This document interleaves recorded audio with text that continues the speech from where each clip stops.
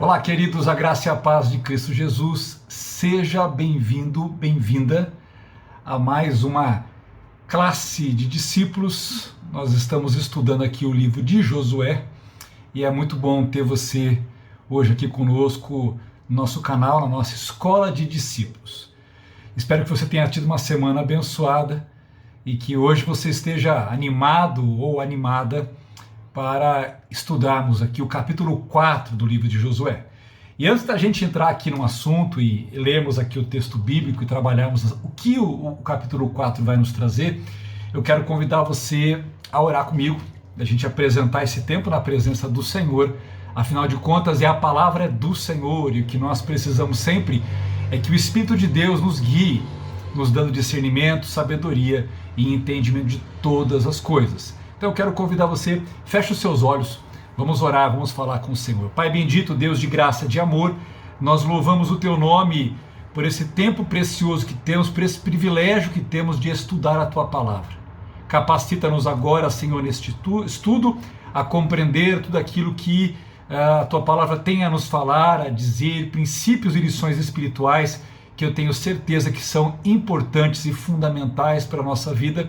Assim, Senhor, oramos nessa hora, graças te damos por esse estudo e o fazemos em nome de Jesus. Amém e amém.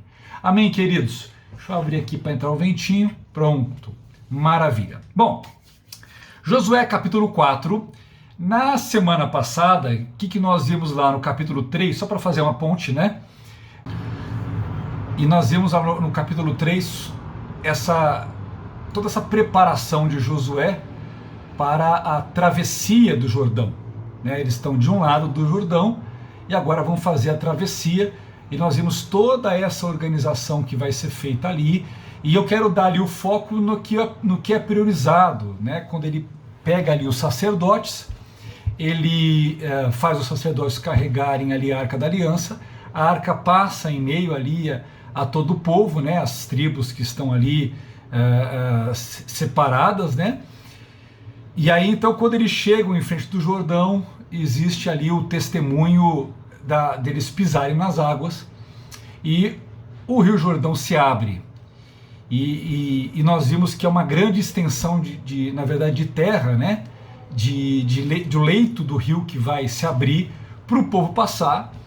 E então o povo começa a fazer a travessia, tá? Já para o outro lado, para depois eles seguirem em direção a Jericó, que seria o primeiro lugar aonde eles vão se dirigir na entrada da terra. Então, só para fazer essa ponte, né, os sacerdotes ali levam a arca, o testemunho da presença de Deus, eles pisam nas águas, né, a água, o povo passa a terra seca, termina, na verdade, o capítulo 3 falando sobre isso, tá? E esse ato, né, dessa interrupção do fluxo de água e deles passarem a terra seca, é muito importante a gente frisar isso, porque é um ato sobrenatural de Deus. Então não foi que as águas abaixaram ao ponto que eles poderiam estar com a água na cintura ou a água, né, no joelho, não, eles passaram ali, a terra ficou como se fosse terra seca, né? Ou seja, não havia água, houve uma interrupção completa do fluxo de água. Isso é um sinal, isso é algo sobrenatural, tanto para que o povo entendesse, tá? Porque nós já falamos isso anteriormente, esse momento em que eles vão atravessar, é o momento em que há uma cheia do Jordão, tá? Deus usa o momento da cheia do Jordão e depois ele faz a interrupção do rio, primeiro para o próprio povo, né? Para que o seu povo visse que o que estava acontecendo ali não era coincidência, né? Mas era uma intervenção divina, um milagre, um sobrenatural de Deus. E também os povos que estavam ali do outro lado da terra, né? Até pela extensão em que esse fluxo de água acabou sendo cortado, com certeza em muitos outros lugares ali, esses povos viram, né? E puderam testemunhar desse sobrenatural que Deus operou de reter as águas e cortar o fluxo para que este povo passasse de uma forma muito parecida àquilo que esse povo nessa terra já sabia, que nós vimos ali no capítulo 2, quando há o testemunho do rei de Jericó, dizendo que, perdão, rei não, quando há o testemunho de Raabe dizendo que eles sabiam, né, do que Deus havia feito quando secou, né, as águas do mar para que o povo passasse. Então eles já tinham essa noção e agora eles ouviram falar. E o que é interessante é que agora muitos deles estão testemunhando, né, que de fato o Deus de Israel é o Deus que se manifesta, que tem poder para mexer com o sobrenatural, para fazer um rio no seu momento de maior cheia, esse rio ele literalmente parar e esse povo passar a pé enxuto, ok? Aí nós entramos no capítulo 4, e no capítulo 4, eu estou aqui com a Bíblia online aberta, diz assim: tendo, pois, todo o povo passado o Jordão, falou o Senhor a Josué, dizendo: tomai do povo 12 homens, um de cada tribo, e ordenai-lhes, dizendo: daqui do meio do Jordão, do lugar onde parados pousaram os sacerdotes os pés, tomai 12 pedras, e levai-as convosco e depositai-as no alojamento em que haveis de passar esta noite. Chamou, pois, Josué os 12 homens que escolhera dos filhos de Israel, um de cada tribo, e disse-lhes: passai adiante da arca do Senhor vosso Deus ao meio do Jordão, e cada um levante sobre o ombro uma pedra, segundo o número das tribos dos filhos de Israel, para que isso seja por sinal entre vós. E quando vossos filhos no futuro perguntarem, dizendo: que vos significam essas pedras? Então lhes direis que as águas do Jordão foram cortadas diante da arca do Senhor, da aliança do Senhor, em passando ela. Foram as águas do Jordão cortadas. Estas pedras serão para sempre por memorial aos filhos de Israel. Bom, vamos lá. Primeira coisa, o Senhor faz Josué escolher 12 homens. E não sei se você prestou atenção, né, para quem assistiu a aula da semana passada, mas no capítulo 3, no versículo 12, esse fato acontece, é muito parecido, né? Ele escolhe 12 homens, um de cada tribo, mas lá no versículo 12 do capítulo 3, ele também escolheu, tá? Aqui, e aí, qual a semelhança é que são 12 homens de cada tribo, tá? Onde a gente pode tentar levantar uma diferença? Quando a gente vai para o capítulo 3, lá só diz que ele chama esses 12 homens, esses homens aparentemente eles estão ali reunidos no momento em que os sacerdotes estão com a arca, né, carregando a arca no ombro, já há alguns momentos de pisarem na água para que o rio se abrisse. Aqui a ordem é que esses 12 homens, eu estou dizendo isso por quê? Porque há uma discussão se são os mesmos 12 homens ou se são 12 outros homens que foram escolhidos, tá? Então a semelhança que são 12, aí a semelhança que são 12 porque isso tem a ver com as tribos de Israel e com a nação. Então ali é um símbolo da representatividade da nação. Então essa é uma coincidência que podem ser os mesmos homens do capítulo 3 ou podem ser outros 12 homens. Lá no capítulo 3, versículo 12, hoje eu estou embaralhando as palavras aqui. Mas lá você vê o quê? Que eles só são chamados para estar ali, como se eles estivessem como testemunhas. Aqui eles vão passar, eles vão pegar essas pedras, eles entram no Rio Jordão, e eles pegam essas pedras, e quando eles passam ali onde está, que seria o centro, bem no meio do leito ali do Rio Jordão, eles vão carregar no ombro essas pedras.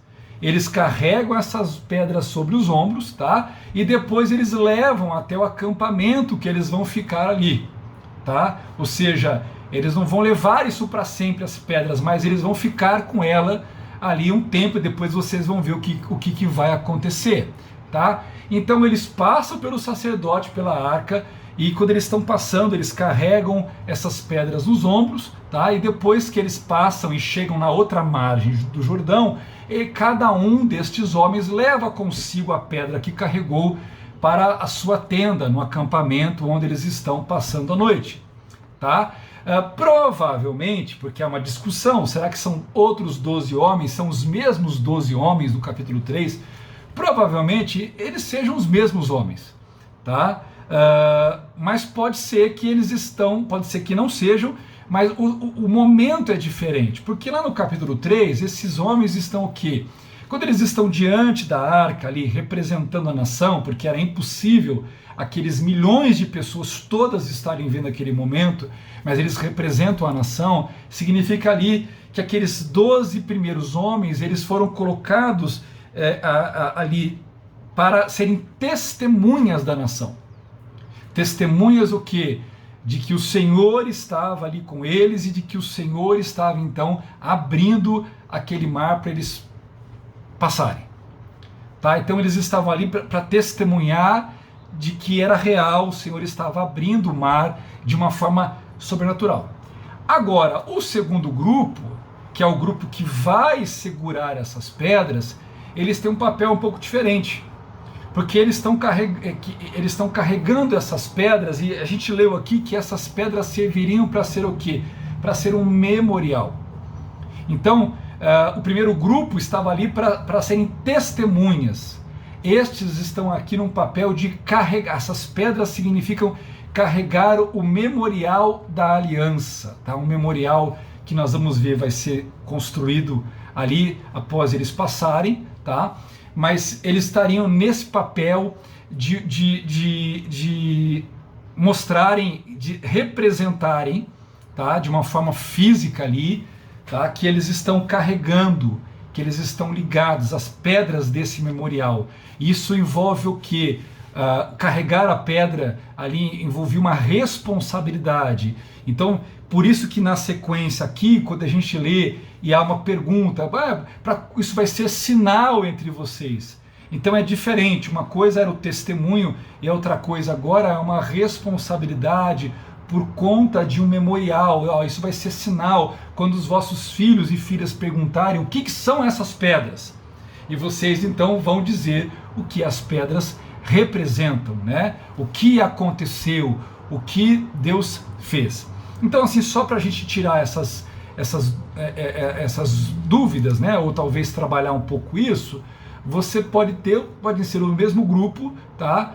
Pode ser os mesmos homens participando dos dois momentos, tá? E pode ser que 12 foram escolhidos, a nação foi atravessando e de repente ele pegou mais 12, tá? E esses 12 agora são os que vão carregar essas pedras, que depois dessas pedras Josué vai fazer um memorial, tá? Esse memorial que vai ser como um sinal para as gerações futuras, tá?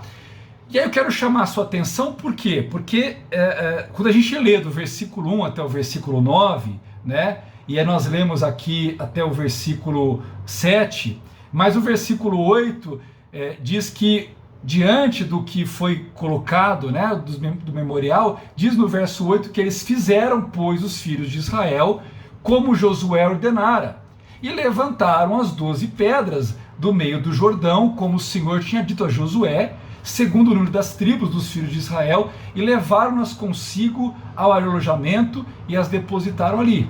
E no versículo 9, levantou Josué também 12 pedras no meio do Jordão, no lugar em que, parados, pousaram os pés os sacerdotes que levaram a Arca da Aliança, e ali estão até o dia de hoje. Então, o que eu quero chamar a sua atenção? Do verso 1 ao verso 9, você vê essa repetição, né, de fazer, pega a pedra e coloca a pedra, vai ser memorial, e é interessante porque fica muito claro essa ideia de que eles tinham que observar o memorial, que Deus estava mandando eles fazerem um memorial. E esse memorial seria um sinal entre vós.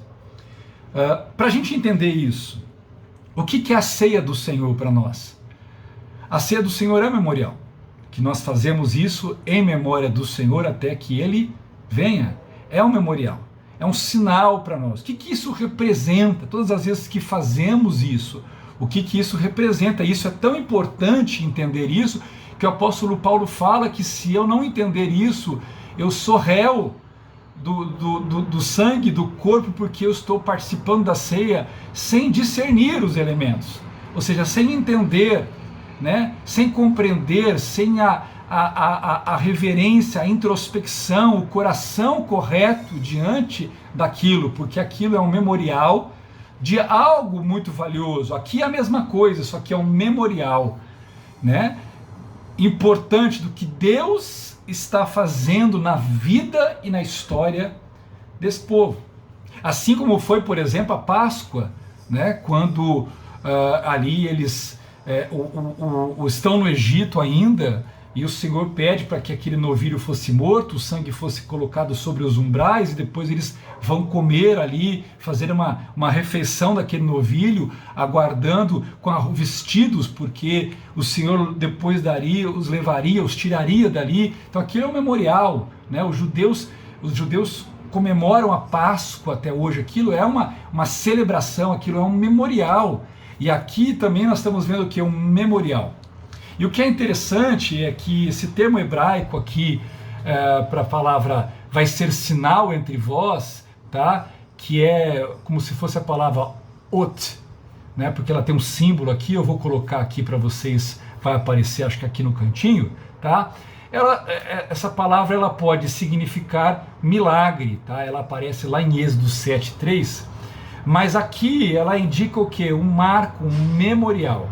Essa mesma ideia, como eu acabei de citar, ela acontece ali quando a gente vê a referência da Páscoa, lá em Êxodo 12, 13 e 14.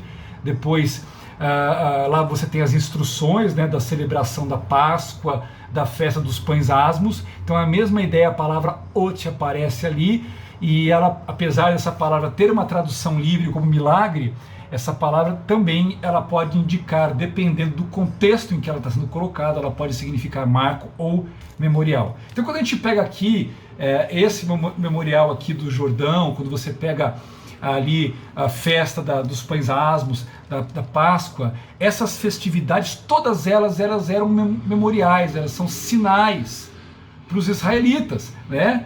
E sinais, né, que passam de uma geração para outra geração, que passam para os filhos, contando essa história de como Deus, miraculosamente, Deus os tirou, os libertou do Egito, no caso da Páscoa, né, no caso da festa dos pães asmos. E aqui, como Deus, de forma miraculosa, abriu o rio Jordão para que eles passassem a pés enxutos para tomar posse da terra prometida. Tá? E você vê muito claramente a proposta, a ideia, porque a questão é, e quando vossos filhos no futuro, quando eles olharem essas pedras e eles perguntarem, né, o que significam essas pedras, o que elas significam, e vocês então vão dizer, né, vocês como pais vão explicar aos filhos, vão explicar aos mais jovens, vão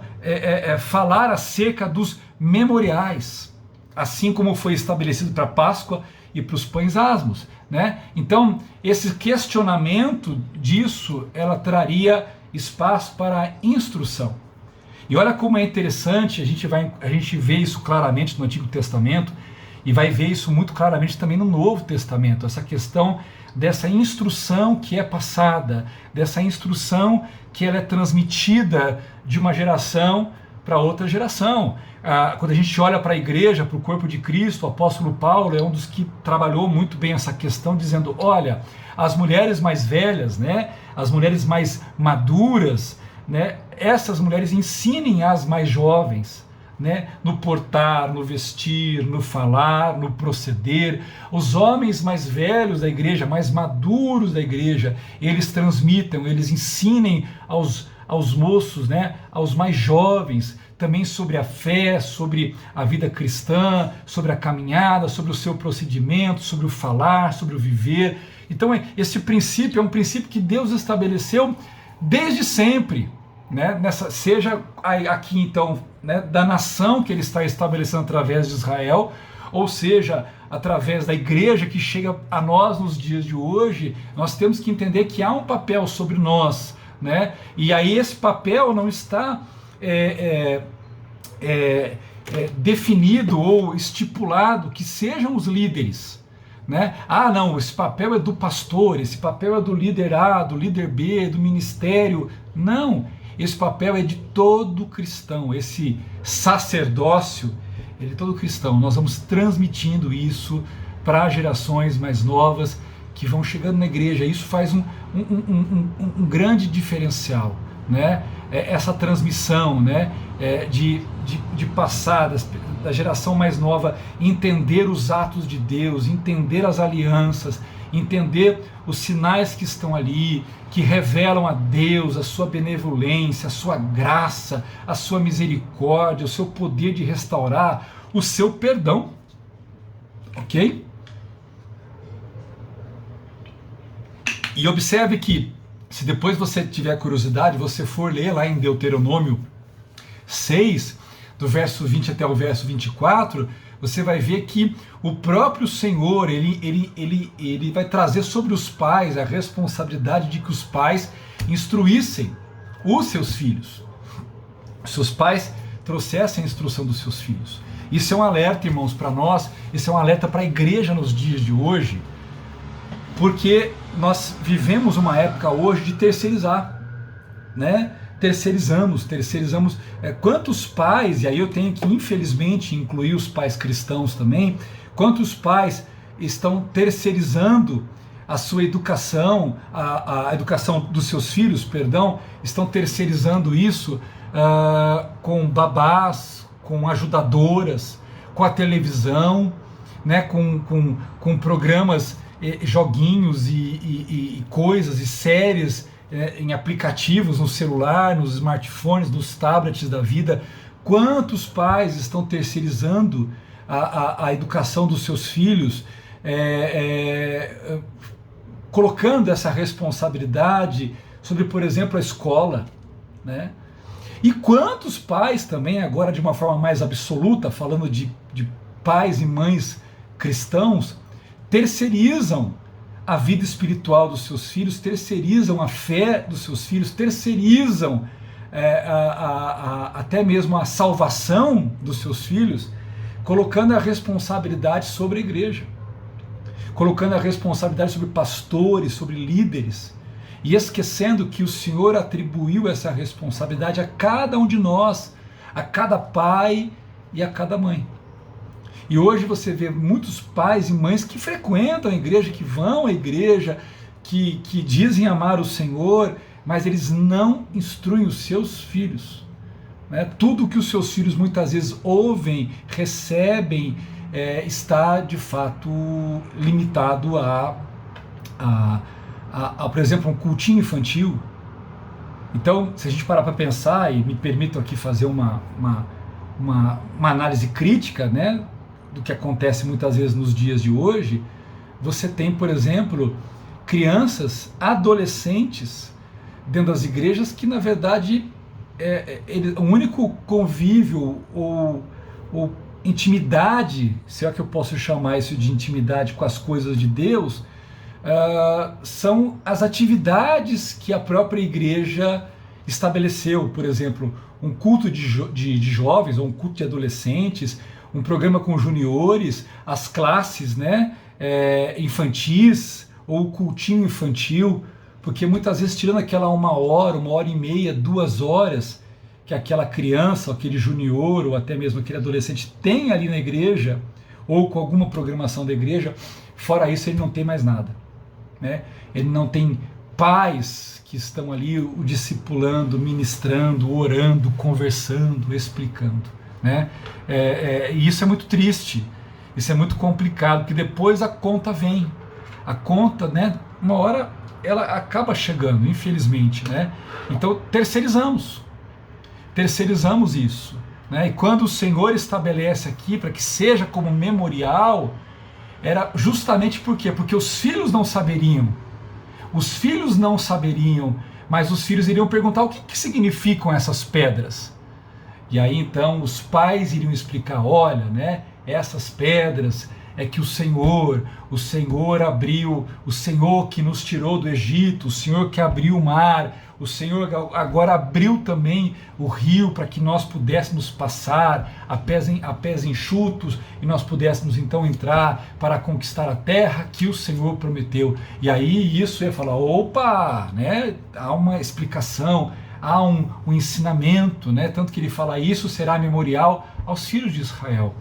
Então, eu quero dizer, né, talvez você esteja assistindo, né, sendo pai, sendo mãe, eu queria desafiar você, né, a fazer exatamente o que nós encontramos no texto aqui, de você ser aquele que vai transmitir os memoriais do Senhor, né, para os seus filhos, porque isso foi colocado ao Senhor como uma responsabilidade dos pais. Por exemplo, nós estamos aí no final de semana de Páscoa, né? E muitas vezes pais cristãos, e eu falo isso com tristeza, pais cristãos se preocuparam tanto em comprar um ovo de chocolate delicioso, gostoso, ou até mesmo comprar o ovo de chocolate que o filho queria, que a filha queria. E olha, irmãos, eu não tenho problema nenhum com chocolate, eu gosto muito de chocolate, aliás, na verdade eu devia parar de comer chocolate, porque eu gosto. Se eu pegar uma barra de chocolate, por exemplo, eu como. Se eu pegar um ovo na minha frente, eu mato o ovo rapidinho. A questão não é isso. A questão é que muitas vezes, né, e nós estamos vivendo um momento em que o mundo, por exemplo, o mundo tomou a Páscoa para si. E o mundo transformou a Páscoa, seja no coelhinho da Páscoa, seja no chocolate. Mas a Páscoa também foi transformada num tempo de energias positivas, de mudança, aqueles blá blá blá místico, né? E espiritualístico. Mas a Páscoa não é isso. A Páscoa começa lá, né, com o povo judeu no Egito. A Páscoa depois ganha o seu significado mais profundo na nova aliança que Cristo faz, sendo Ele o Cordeiro Pascal. Mas o fato é, muitas vezes as nossas crianças não sabem. Muitas vezes o ovo foi comprado, o presente foi comprado, o chocolate foi comprado, o agrado foi feito. Mas em momento algum, esse papai, essa mamãe virou e falou assim, filho, filha, deixa aqui, olha, tá aqui o ovo de chocolate, ou tá aqui o chocolate, a barra de chocolate, sei o que for. É gostoso isso, mas olha, a Páscoa não é isso. Eu vou dizer para você o que é a Páscoa. A Páscoa tem a ver com o sacrifício de Jesus, e aí vem toda aquela explicação. Isso é trazer o memorial. Isso é tão importante, gente, que às vezes a gente não percebe isso, mas se você, eu queria que você acompanhasse comigo, nós estamos no livro de Josué. Se você for um livro para frente, né? E um livro para frente você chega no livro de Juízes. E quando você vai no livro de Juízes no capítulo 2, fala assim, preste atenção que é bem interessante, fala, serviu o povo ao Senhor todos os dias de Josué e todos os dias dos anciãos que sobreviveram a Josué, ou seja, os dias que Josué estava vivo, depois Josué morreu, aqueles que estavam juntos com Josué e continuaram vivos e depois foram morrendo, é óbvio, né? E viram toda aquela grande obra do Senhor, a qual ele fizera a favor de Israel. Aí ele fala, faleceu Josué, filho de Num, servo do Senhor, com a idade de 110 anos, e sepultaram, tal, e explica aqui no versículo 10, onde sepultaram, e versículo 9, e no versículo 10 fala, foi também congregada, ou seja, morreu também toda aquela geração a seus pais, e outra geração após deles se levantou, que não conhecia o Senhor. Então, o que o texto diz? Que morreu Josué, morreu a geração que estava junto com Josué. Dessa geração morreram os filhos que se tornaram pais. E depois dessa geração de pais se levantou uma outra geração que não conhecia o Senhor. Significa o quê? Que essa geração, 2 gerações após Josué, esses pais não transmitiram o conhecimento do Senhor aos seus filhos. Então, quando eles envelheceram e essa outra geração se levantou, o texto diz que essa outra geração não conhecia o Senhor, nem tampouco a obra que ele fizera a Israel.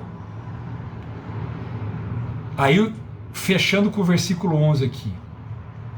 Então fizeram os filhos de Israel, ou seja, essa geração que não conhecia o Senhor, nem os feitos do Senhor, essa geração fez o que era mal aos olhos do Senhor e serviram aos Baalins.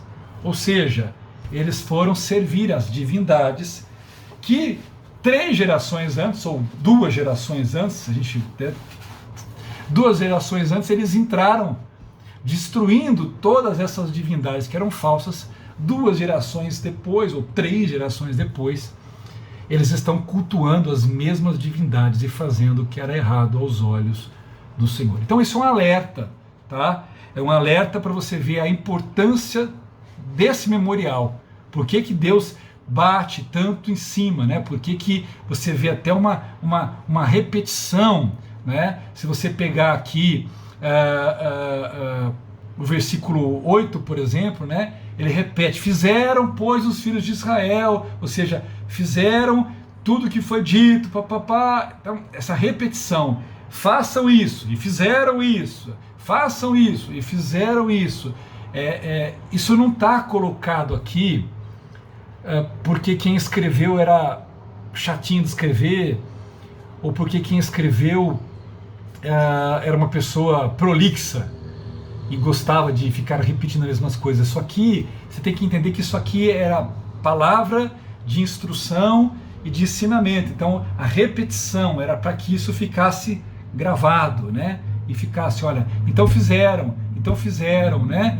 Ou seja, para mostrar o quê? Que tudo que foi colocado para ser feito, o povo fez. E fez exatamente como foi pedido para ser feito, porque isso também é um ponto importante, né? Às vezes o Senhor fala conosco e a gente faz a nossa interpretação, né? A gente faz do nosso jeito, então a gente retém o que nos agrada e dá uma diminuída naquilo que não interessa muito. Então muitas vezes a nossa postura com as coisas de Deus é essa. E aqui o texto mostra o quê? Que exatamente o que foi pedido foi feito. A ideia é de uma coisa quase cirúrgica, literal, ou seja, literalmente o que foi pedido foi o que foi feito. Tá? Que mais aqui? Que é interessante, né? Colocar. Ele diz que eles pegam aqui no versículo 8, diz que eles passam, né? Eles pegam as pedras, né? E depois que eles passam, eles levam as pedras consigo para o acampamento onde eles estão. Então eles pegam, carregam, depois levam, tá? E levam cada um para a sua tribo, porque esses acampamentos para onde eles iam eram os acampamentos onde eles estavam com as suas tribos. E é interessante por quê? Porque o testemunho já começa ali, tá? Quando eles levam a pedra e eles vão chegar no acampamento, eles vão chegar onde eles estão, as pessoas vão perguntar, porque muitas não viram nada do que aconteceu, mas eles vão chegar ali e as pessoas vão perguntar: o que é essa pedra? Ele vai dizer: olha, eu estava lá, Josué me escolheu para que eu fosse uma das pessoas para carregar. Quando eu passei pelo Rio Jordão, eu peguei uma dessas pedras e carreguei uma dessas pedras, e essas pedras, elas serão um memorial, um sinal para as futuras gerações. Quando este homem está explicando isso, o que ele está fazendo? Ele está dando testemunho. O testemunho porque ele está carregando com ele aquilo, né? E é muito interessante quando a gente pensa no testemunho, permita-me abrir um pouco isso, porque o testemunho é aquilo que eu carrego comigo. O meu testemunho é aquilo que eu carrego comigo, aquilo que Deus fez, aquilo que eu vi, aquilo que eu experimentei, aquilo, né, aquilo que aconteceu na minha vida. Isso é o meu testemunho, eu carrego comigo, né? Você carrega com você. E o propósito do testemunho é o quê? É testemunhar, é dar o testemunho, é instruir, é falar. Isso serviria tanto para os novos ali, né? No caso aqui, os mais novos, no caso para nós como igreja, né? Para os mais novos na fé. E isso também serviria, queridos, para as nações, para que as nações, porque a gente não pode esquecer que desde o começo Deus tinha um plano sobre Israel, um plano para que Israel fosse luz para as nações, um povo luz para as nações, ok? Aí no versículo 9, fala que Josué levantou essas 12 pedras no meio do Jordão, né? No lugar em que parados pousaram os pés do sacerdote e levaram a arca do Senhor, e ali estão até o dia de hoje, tá? Então Josué recolhe essas pedras, tá? E aí há uma discussão aqui sobre essa questão das pedras, porque alguns interpretam o versículo 9 de que essas pedras levantadas foram as pedras que ele deu a cada um daqueles homens, tá? Ou seja, é como se o texto dissesse que Josué levantou as pedras, tá?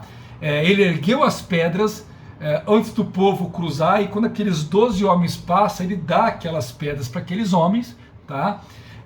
E aqueles homens então levam as pedras para o outro lado, e depois do outro lado eles estabelecem aquele memorial fora do rio, tá? Mas alguns entendem que Josué recolheu, além daquelas 12 pedras que foram levadas junto com as 12 testemunhas, outras 12 pedras, e ele empilha essas pedras. E essas pedras vão ficar empilhadas bem no meio do Jordão, tá? Bem no meio do Jordão. E aí, quando as águas forem liberadas, essas águas vão vir, elas vão cobrir essas pilhas de pedra, de 12 pedras, tá? Mas essas pilhas vão continuar ali, tá? Como um testemunho. E a ideia talvez seja que quando as águas do Jordão ficarem baixas, né, fosse visível, fosse ver que haviam pedras empilhadas ali. E talvez isso também gerasse as pessoas perguntarem, então a resposta viria que aquelas pedras foram colocadas ali como testemunho de que o Senhor abriu o Rio Jordão para que o povo de Israel então passasse ali.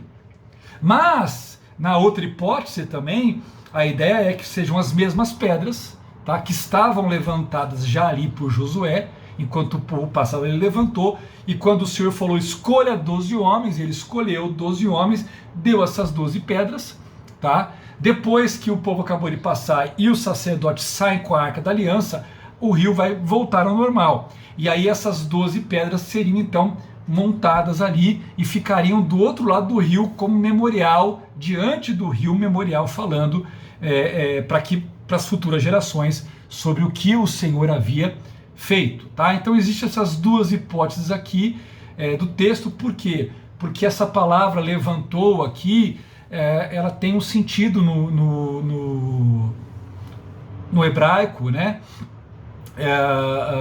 E também dentro do grego ali, na tradução da Septuaginta, que pode ser levantara. E esse levantara, ele pode trazer a ideia de que ele levantou ou que já havia sido levantado anteriormente, tá? E não naquele momento, mas é como se aquilo já tivesse sido montado ali e colocado, tá? Mas isso não altera em nada o propósito, né, a sequência de acontecimentos ali, porque de qualquer forma o memorial vai ser estabelecido. Eu estou com a garganta um pouco rouca, né? Então estou tomando água aqui para não ficar aquela tossinha chata. Então, do verso 10 até o verso 14, nós temos aí uma sequência de acontecimentos, tá? Que os sacerdotes pararam, o povo passa, se cumpriu tudo o que o Senhor estabeleceu, tá?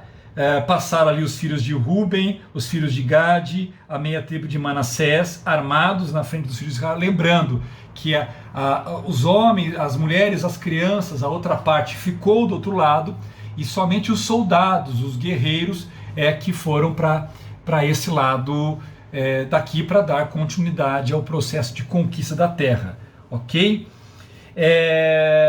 Então fala isso, tá? Ele fala, uns 40 mil homens de guerra armados passaram diante do Senhor para a batalha, as planícies de Jericó. Naquele dia o Senhor engrandeceu a Josué diante dos olhos de todo Israel, e temeram-no como haviam temido a Moisés todos os dias da sua vida. Então é interessante que agora o Senhor está o quê? O Senhor está exaltando a Josué. né, exaltando ali a Josué. E é importante porque assim, o povo tinha toda um olhar, né, sobre a liderança de Moisés. E agora o texto está dizendo que agora aquele povo olhava para Josué da mesma forma, com o mesmo olhar de respeito, com o mesmo olhar de reconhecimento à liderança de Moisés. E aí, o texto diz aqui que ele deu ordem aos sacerdotes que levavam a arca do testemunho, né, que subam do Jordão. E aí ele falou, sobem do Jordão. Quando eles sobem do Jordão, ou seja, eles saem do leito e adentram para o outro lado, tá? Diz que assim que a planta dos pés dos sacerdotes tocaram a terra seca, as águas do Jordão voltaram ao seu lugar e corriam como antes, sobre todas as suas ribanceiras. Então, ou seja, a água voltou. Então as águas do rio se fecharam de novo, né? Se desceram e o rio voltou a correr normal. No verso 19, fala que o povo subiu do Jordão no dia 10 do primeiro mês e se acampou em Gilgal, ao oriente de Jericó.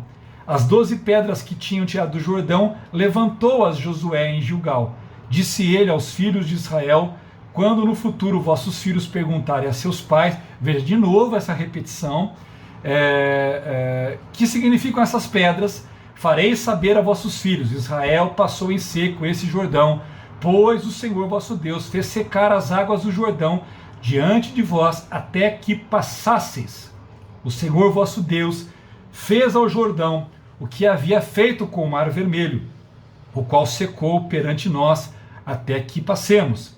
Ele fez isso para que todos os povos da terra conheçam que a mão do Senhor é forte, e para que temais ao Senhor vosso Deus todos os dias. Bom, gente, o que é interessante aqui? A gente... pontos interessantes. Então ele repete novamente a mesma sequência, tá? Das pedras ali. Observe que a ideia é o que o texto dá a entender, que essas pedras que cada um levou, elas foram agora trazidas de volta. E agora aquele memorial foi estabelecido ali, para que quando se perguntasse, então fosse explicado às próximas gerações, tá?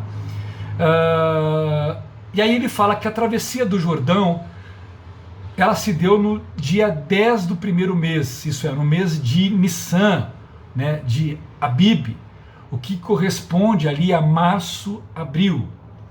E assim, esse dia era um dia importante, queridos, ou esse período era um período importante, porque ele coincidia com a proximidade, com a data onde o cordeiro havia sido separado ali, quando Deus fala para separar aquele cordeiro que seria então sacrificado, né? E o seu sangue passaria. Está lá em Êxodo 12, versículo 3. Então, ali foi quando o Senhor estabelece a observância da Páscoa, né?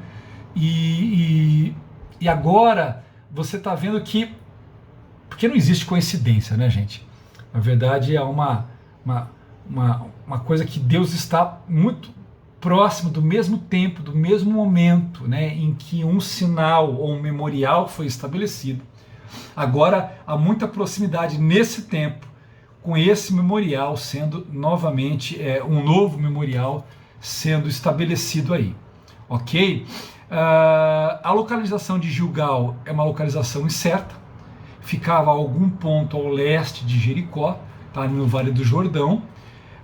Em Gilgal, os israelitas vão celebrar vários cerimoniais religiosos ali. Ali nós vamos ver na sequência, eles vão comemorar a Páscoa ali, eles vão fazer a circuncisão dos homens ali. Eles vão levantar ali um santuário, um altar para Deus, tá? No versículo 21 até o versículo 24, né, essas 12 pedras que eram um memorial para João, para o povo, né, e para os seus filhos, conforme foi estabelecido anteriormente, no versículo 6 e 7, tá? Nós vamos ver que não apenas o memorial, mas a forma como tudo aconteceu, o próprio Senhor dá esse entendimento para Josué, para dizer, olha, Assim como o Senhor fez com o Mar Vermelho abrindo, né? Ele se refere então àquela geração anterior que padeceu, né? Ele vai dizer assim: agora também o Senhor está abrindo o mar, o rio para a gente passar. Então ele deixa isso muito claro, tá? Que o grande sinal do Senhor para a geração passada foi o mar se abrindo, e o grande sinal para essa geração agora de que o Senhor era com eles era exatamente o rio se abrindo para eles poderem passar, tá? Então o milagre foi realizado com um propósito maior do que a mera transposição. Não era apenas para poder permitir o povo passar, né, os israelitas passarem. Aquilo foi um sinal do poder de Deus para todas as pessoas ali, sejam as pessoas de dentro, né, o próprio povo hebreu, mas como o próprio texto diz, para todos os povos da terra, para que todos os povos conhecessem e reconhecessem, né, quem era o Senhor. Tanto isso é fato, porque já havia um testemunho no coração, pelo menos no coração do povo de Jericó, do que Deus, né, do que o Deus de Israel havia feito quando eles saíram do Egito e as vitórias que ele havia dado com os reis que estavam, né, além do Jordão. Então é bem interessante tudo isso. Mas o ponto que eu quero ressaltar para a gente fechar a nossa aula aqui hoje é justamente assim: a obediência. Você vê, esse texto fala muito de obediência. Obedecer o que Deus estabeleceu. Obedecer a forma como Deus mandou fazer. Obedecer a questão de não só ter o memorial, mas como compartilhar esse memorial, como dar testemunho desse memorial. Então, fica muito claro no contexto que nós estamos lendo aqui, fica muito forte como Deus queria embutir no coração daquele povo a necessidade que aquele povo deveria ter de obedecê-lo, né? Apenas obedecê-lo, não ficar tentando muitas vezes reclamar, murmurar, mas obedecê-lo, simplesmente obedecê-lo. E isso é uma lição para nós, irmãos, porque é claro que nós não seguimos Jesus debaixo de regrinhas, nós seguimos Jesus. Mas à medida que nós vamos caminhando com Jesus e andando numa vida cristã verdadeira, viva e espiritual, e não religiosa, eu vou percebendo a importância da obediência. A graça, de forma nenhuma, ela diminui o valor da obediência, né? Eu não obedeço para ser aceito, para que Deus me ame, para que Deus me abençoe.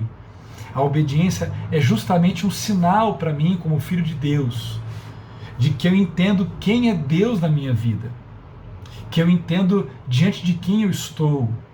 Era exatamente isso que o Senhor queria, né, que o povo entendesse, né, e a obediência levasse a isso, né, uma obediência acima de tudo pelo reconhecimento, né, e até mesmo quando se transmite isso às novas gerações, é que as novas gerações entendessem isso. Olha, Deus é real, Deus é verdadeiro, Deus é poderoso, né? Então eu preciso aprender a me submeter a Ele, a adorar a Ele, a fazer a vontade dEle, a reconhecê-lo na minha vida e no lugar mais alto da minha vida. Amém, queridos?